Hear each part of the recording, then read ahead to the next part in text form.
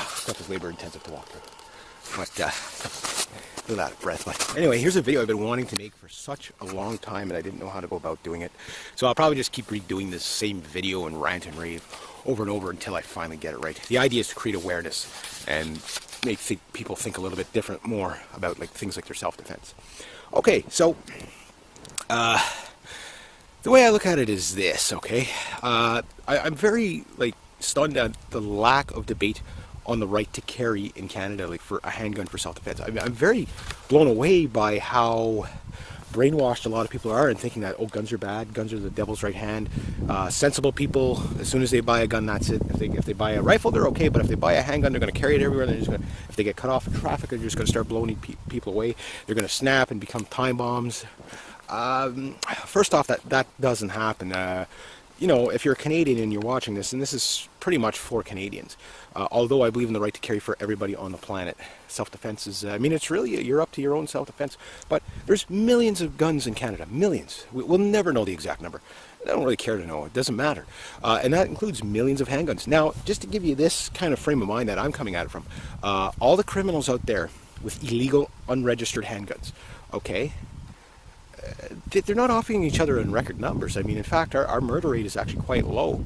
So even the bad guys with the guns aren't doing stupid things.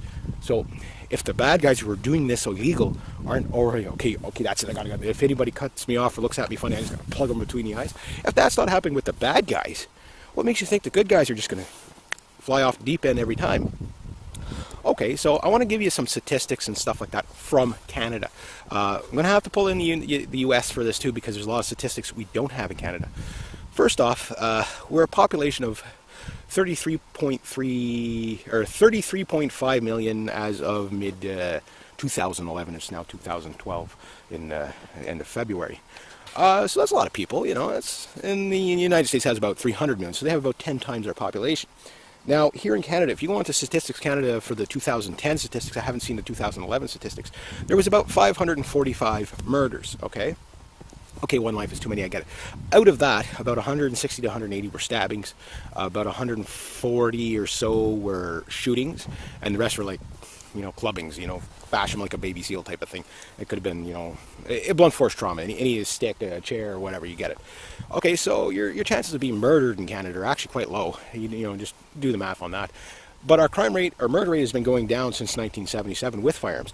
But it's interesting to know that three out of every four firearms used in crime are handguns, and 3 out of every 4 are not registered, and about 4 out of every 5 are never recovered.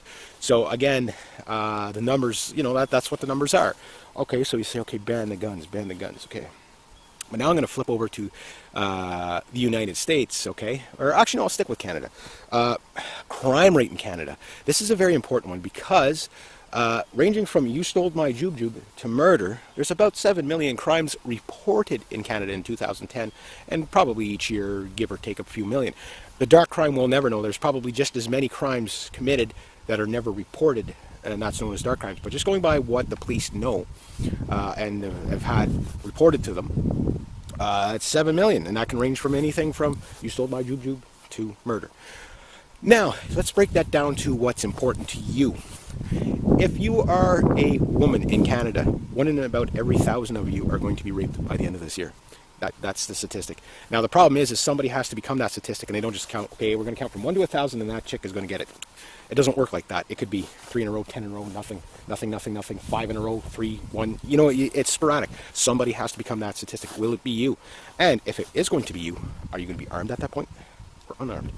Who is responsible for your safety? I say you, because ultimately that's what it comes down to. You're going to be the first responder to your attack. It's known as a civilian first responder. You are going to be the first person on site when you are attacked. Think about that, okay? Because you're the one getting away. Another thing to keep in mind is that about 1 in every 10 people are going to be a victim of a crime, ranging from you stole my jewelry, murder. About 1 in every 4 and 5 Canadians are going to be a victim of some sort of crime. 1 in every 10 of us is going to be a victim of an assault, rape, anything like that. Laying knuckles on you, you know what I mean, putting the boots to you. So about 1 in every 10 people you know by the end of the year are going to get beat up. Okay, are they going to be armed to prevent this or unarmed? Okay, so What the RCMP says is this, and all police forces tend to say this as well. Call 911, hide in the closet. Nike defense is the best defense. I agree. If you can run and you can book it out of there, great. But there's a problem with that. First, let's talk about the running. Well, what if the person's faster than you? That happens. I mean, predators tend to prey on people that they know they can take. Keep that in mind. I used to box. I used to be known as Kid Gorgeous, and then Kid Presentable, and then Kid Gruesome. I used to block a lot of shots with my face. Okay, explains a lot. But anyway, all kidding aside, is I'd beat up guys twice my size. I'd have guys twice my size beat the crap out of me. Guys half my size, I'd pulverize them. Guys half my size, wipe the floor with me. And then the other guys, we'd be just neutral. Just, okay, as I'm punching him, he's punching me. And this isn't a controlled, gentlemanly sport, if you can consider boxing a gentlemanly sport. But the point is this, is as soon as there's a grapple, somebody gets hurt. If there's a tool on the planet that can keep distance between you and your attacker, it's a gun. And a handgun is ideal. I'm not advocating for the right to walk around with assault rifles, because you can't legally own assault rifles. Or semi-automatics, which is not an assault rifle, it's just a semi-automatic. I don't think we need a 1,000-yard rifle to protect ourselves. But a nice little handgun right on the hip there, that'll work. Another thing, okay, this time I got to flip over to the United States. And if I missed anything, I'm going to make a million videos on this, just until I get the awareness out there. We need to call our MPs, our MLAs, and just start throwing statistics at them. Say, make it an election issue. Call your mayor, call your, the Conservative Party seems to listen a little bit. Yeah, they're not perfect, but the NDP's not going to listen, the Bloc's not going to listen, the Green Party's not going to listen, and the Liberals will definitely not listen to you. The other thing to keep in mind is this. In the United States, with their population being about 10 times ours, if you work it out, I'll let you just do the math yourself to figure out the ratios here. But they have a murder rate on average about 30,000 to 36,000 people a year. That's a lot of death, And 11 to 14,000 of them are with firearms. So ban all guns, right? But then what the left-wing guys tend to not tell you is that 2.5 million times a year they use firearms in self-defense. So guns are in the United States actually save more lives than they take. And 1 in every 1,000 is a shooting, 1 in every 8,000 is a fatality, and about 1 in every million legal gun owners does something stupid. So again, this kind of goes against all the outrage, Wild West kind of theories that gunners have. And I think it's more out of fear than anything because they don't know. But the thing is the states have already done the homework for us. In fact, if you look anywhere in the world where they've had a gun ban or stricter gun laws, it has actually done nothing for the crime.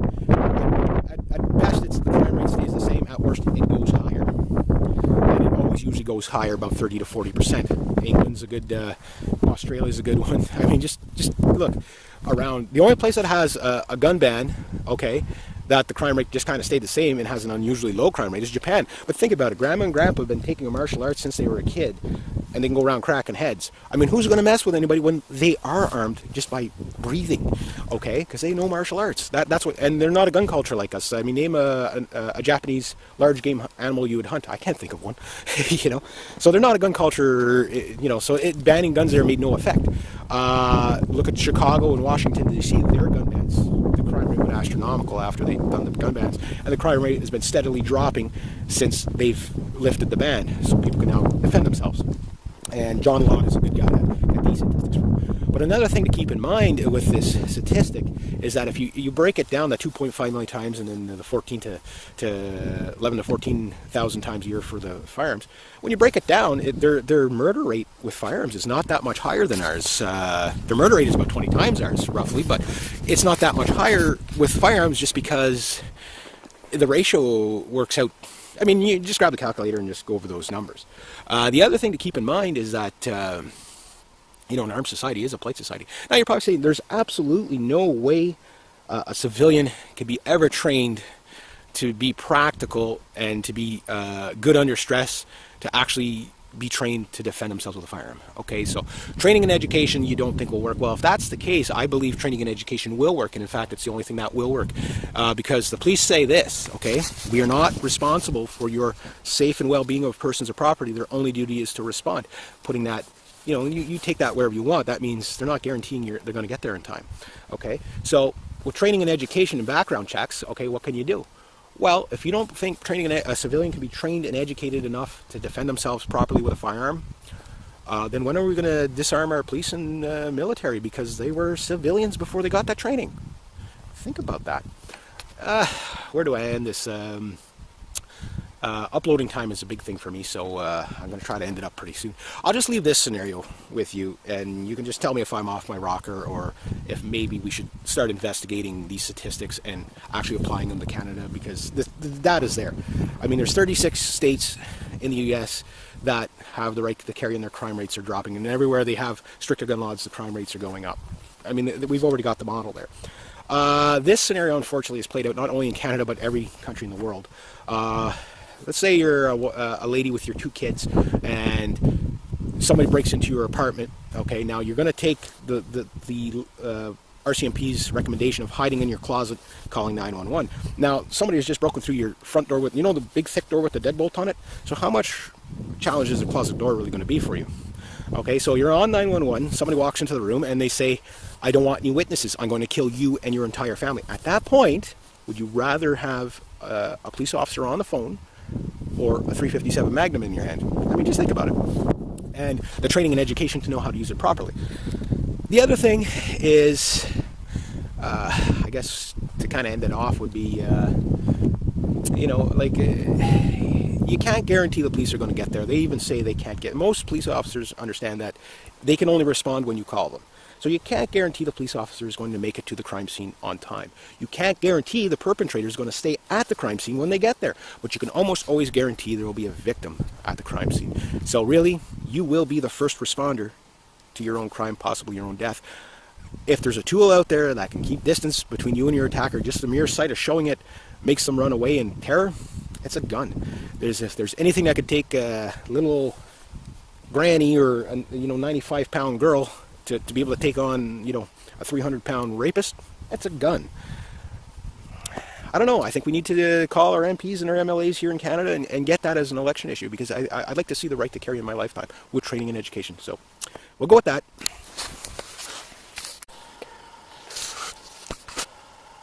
Wow, stuff is labor intensive to walk through. But a little out of breath. But anyway, here's a video I've been wanting to make for such a long time, and I didn't know how to go about doing it. So I'll probably just keep redoing this same video and rant and rave over and over until I finally get it right. The idea is to create awareness and make people think a little bit different, more about like things like their self-defense. Okay, so the way I look at it is this. Okay, I'm very stunned at the lack of debate on the right to carry in Canada, like for a handgun for self-defense. I mean, I'm very blown away by how brainwashed a lot of people are in thinking that, oh, guns are bad, guns are the devil's right hand. Sensible people, as soon as they buy a gun, that's it. If they buy a rifle, they're okay, but if they buy a handgun, they're going to carry it everywhere. And they're just gonna, if they get cut off in traffic, they're just going to start blowing people away. They're going to snap and become time bombs. First off, that doesn't happen. You know, if you're a Canadian and you're watching this, and this is pretty much for Canadians, although I believe in the right to carry for everybody on the planet. Self-defense is, I mean, it's really, you're up to your own self-defense. But there's millions of guns in Canada, millions. We'll never know the exact number.